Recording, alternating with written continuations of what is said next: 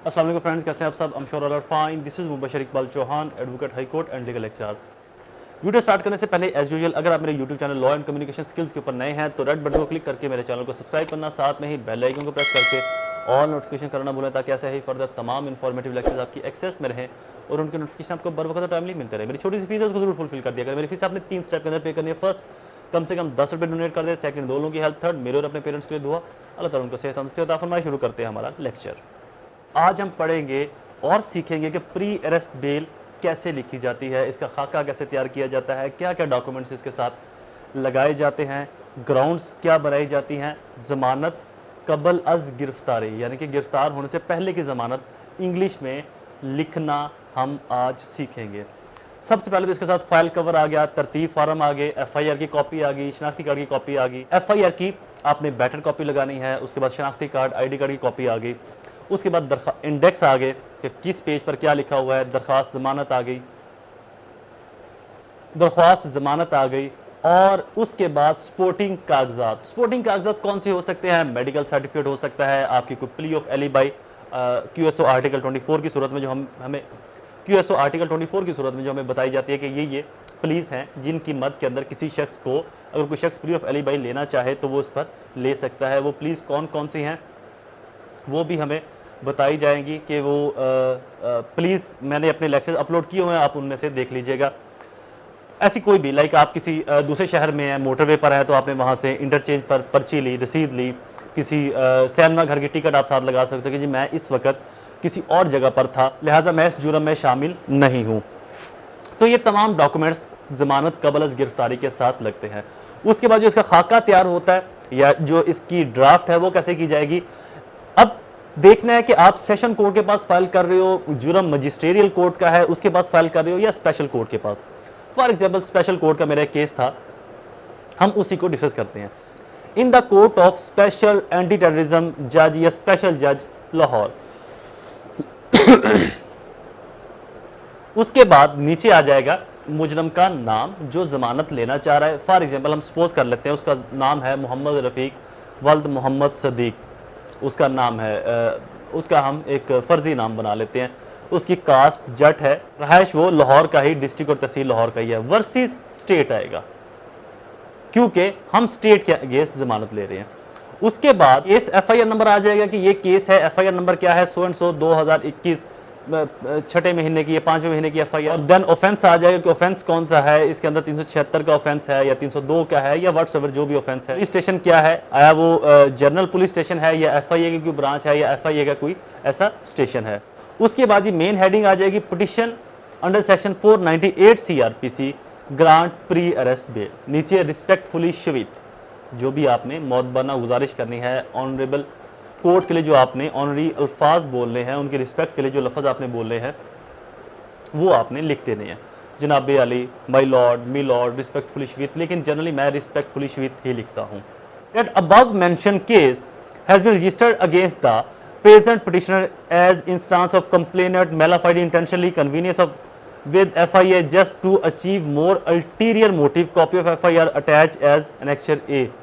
जो present petitioner है, जो पिटिशनर मौजूद है, अब प्रेजेंट जो अभी कोर्ट में मौजूद है, इसके खिलाफ जो केस लॉन्च किया गया है ये मेलाफाइडी बेस पर है, इसकी कोई लीगल कानूनी हैसियत नहीं, ये उसको फंसाने के लिए इस केस में उसके नाम को रखा गया है। उसके बाद सेकंड हेडिंग आ जाएगी that the petitioner filed earlier bail petition. Petitioner ने इससे पहले भी एक बेल पिटिशन फाइल की थी which was dismissed due to non prosecution on the 21 August so and so year. इससे पहले पिटिशनर ने एक बेल फाइल की थी लेकिन वो नॉन प्रोसिक्यूशन की वजह से, ड्यू टू नॉन प्रोसिक्यूशन वो डिसमिस हो गई, यानी कि वो उसको प्रोसीड नहीं कर पाया, हाजिर नहीं हो पाया, पेश नहीं हो पाया। उसके बाद third heading that the petitioner is innocent and has falsely been implicated in the case he seek his pre arrest bail. जो पिटिशनर है वो मासूम है, रिस्पेक्टेड शहरी है और अगर उसको बेल ना मिली तो इररिपेयरेबल लॉस हो जाएगा। वो लॉस जो भी होगा वो आपने वहाँ पर हल्के फुल्के लफ्ज़ों में मेंशन कर देना कि वो किस तरह का लॉस हो सकता है। आमतौर पर वो यही लॉस होगा ना कि केस के अंदर गवाह है कोई नहीं, विटनेस है नहीं है और उसको फंसाया जा रहा है। उसके बाद आपने ग्राउंड्स की एक हेडिंग बनानी है, ग्राउंड्स कि किन ग्राउंड्स के ऊपर इसको बेल दी जानी चाहिए। That the petitioner was duly injured that the petitioner was duly joined investigation during the earlier interim bail and has surrendered to the learned special court to each and every date of proceeding। जो petitioner था उसने अपने आप को surrender किया, investigation का proper part बनता रहा और आज भी कोर्ट में मौजूद है। that the FIR lodged against the petitioner is under malafidely, बदनीति तौर के ऊपर जो FIR है वो लॉन्च की गई, and malicious of the complainant in inconvenience of the FIR, और जो कंप्लेनेंट था उस केस के अंदर बदनीति और बुग़्ज़ शामिल था इस मुल्ज़म को फंसाने के लिए। सी ग्राउंड जो होगी, that the prima facie is that clear that the prosecution has no evidence to convict the petitioner as the FIR lacks the basis ingredients such as the date, time, occurrence after delay of 4 years. The complainant is not even the victim nor name of any witness has been mentioned in the said FIR, hence liable to the quash for no evidence. Furthermore, the petitioner was never summoned to join the investigation.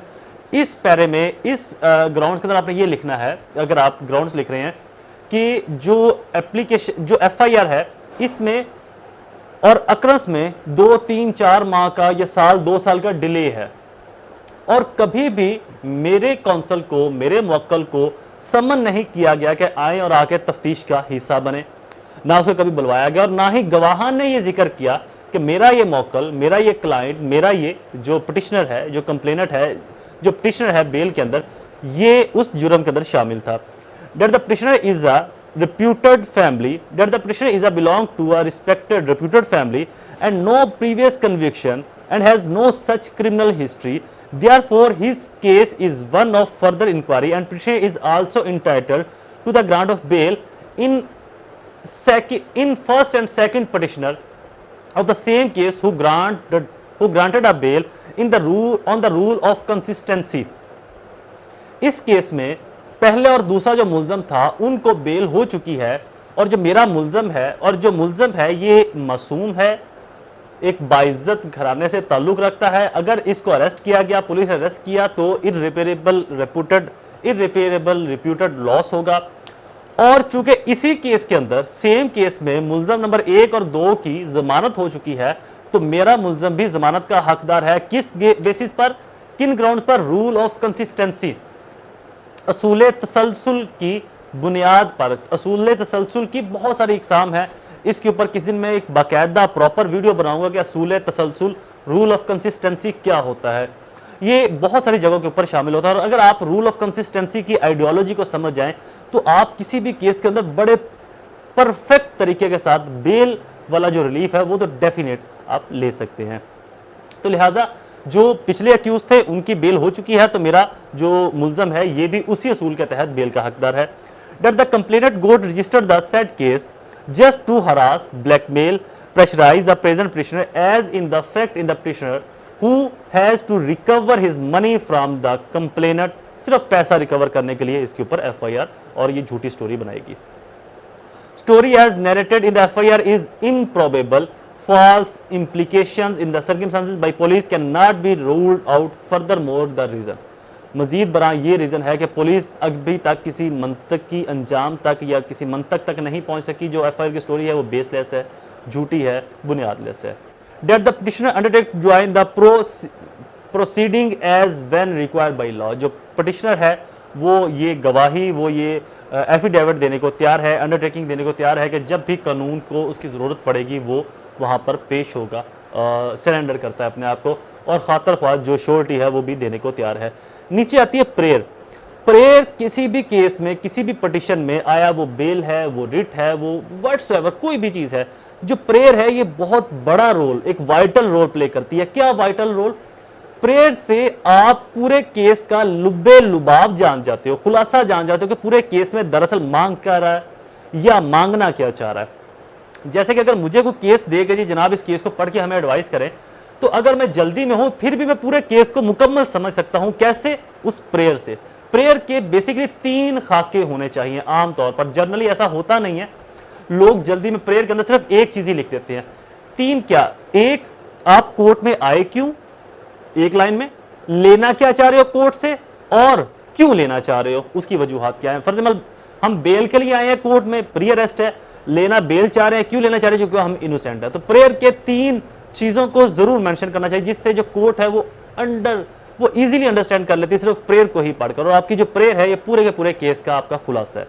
नीचे prayer आगे, it is therefore respectfully pray that the petitioner may kindly be grant prayers bail till the final decision of the case, ad interim bail may also be grant till the final decision of the title petition. इस petition का final decision होने तक add interim दे दें, और वैसे मुझे confirm bell दे दें जब तक इस केस का फैसला नहीं आता। अब मैंने एड इंटरम क्यों लिखा, क्योंकि इस बेल के अंदर चूंकि नोटिस होने थे, रिकॉर्ड भी मंगवाना पड़ना था, तो लिहाजा कोर्ट जब तक रिकॉर्ड नहीं आता तब तक मुझे एड इंटरम यानी कि अभी कंफर्म बेल नहीं है, लेकिन कोर्ट ने कुछ दिनों के लिए फर्दर डेट के लिए जो बेल है मुझे ग्रांट कर दी कि पुलिस वाले मुझे मेरे क्लाइंट को ना पकड़े, तो इसलिए एड इंटरम मांग लिया और कंफर्म बेल मांग ली जब तक इस केस का फैसला नहीं हो जाता। उसके नीचे petitioner through counsel Mubashar Iqbal Chauhan, advocate high court Lahore. उसके नीचे आपने एक छोटा सा एफिडेविट टाइप का सर्टिफिकेट लिखना है। Certificate as per instruction that there is the second bail petition on the object before this honourable court and earlier we are dismissed due to the non prosecution so and so date. नीचे advocate उसके sign, और उसके बाद आपने एक page के ऊपर या उसी पेज पर अगर जगह है तो एक एफिडेविट लिखना है उस जो आपका क्लाइंट है उसकी बिहाफ पर। वो एफिडेविट क्या होगा, petition under section so and सो जो हमने उससे पहले लिखा था, एफिडेविट ऑफ द फलक शेर, affidavit of the so and सो जो जिसकी बिहाफ से हम लोग जो जमानत है वो फाइल कर रहे हैं। In the above name dependent on hereby solemnly affirm and declare as under, ये मेरी दूसरी, पहली, तीसरी जमानत है, इससे पहले मेरा कोई, तो ये छोटा सा एक एफिडेविट जो कि जनरली परफॉर्मा बना बनाया कोर्ट से मिल जाता है, वो लगाने के बाद उसके नीचे डेपोनेंट, उसका साइन, और आपकी बेल पिटिशन मुकम्मल हो चुकी है। अगर इस तरह से आप बेल पिटिशन लिखना चाहें तो आप करेक्ट और एक्यूरेट बेल अपनी फाइल करना सीख सकते हैं। Lecture is complete. दोबारा हाजिर होगा किसी और इन्फॉर्मेटिव वीडियो के साथ। वीडियो को लाइक और शेयर करना बिल्कुल ना भूलें। दोबारा हाजिर होगा किसी और वीडियो के साथ, तब तक मुझे अपनी दुआ में जरूर याद रखें। अल्लाह ताला आप सबका हामी और नासिर हो। वस्सलाम।